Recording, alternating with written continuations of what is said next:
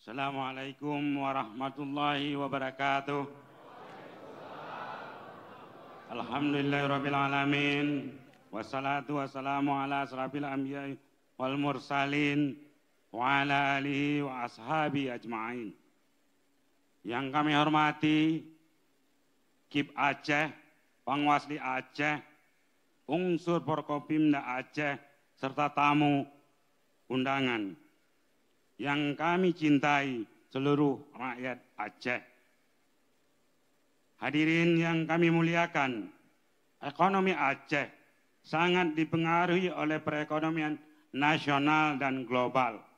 IMF memprediksikan laju pertumbuhan ekonomi Indonesia periode 2025-2029 akan stagnan pada angka 5,1%, dan kondisi itu juga akan berimbas ke Aceh. Oleh karena itu, mau tidak mau, kita harus mempersiapkan diri untuk meningkatkan penerimaan daerah dengan mengoptimalkan sumber pendapatan Aceh lainnya. Mendorong badan usaha milik Aceh untuk berpartisipasi dalam pengelolaan blok migas adalah salah satu langkah strategis dan menjadi jalan keluar untuk meningkatkan pendapatan daerah.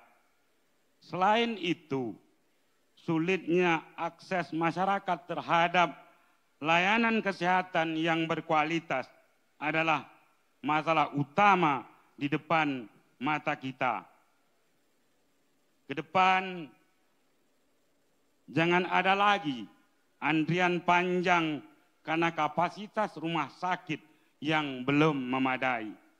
Penguatan dan peningkatan kapasitas rumah sakit umum daerah maupun puskesmas akan menjadi solusi terhadap masalah ini. Hadirin yang kami muliakan, 18 tahun sudah perdamaian Aceh. Namun masih banyak saudara kita dari ekombatan dan masyarakat korban konflik belum sejahtera. Pengabaian terhadap kondisi ini adalah kekeliruan besar karena bisa memunculkan kerawanan sosial.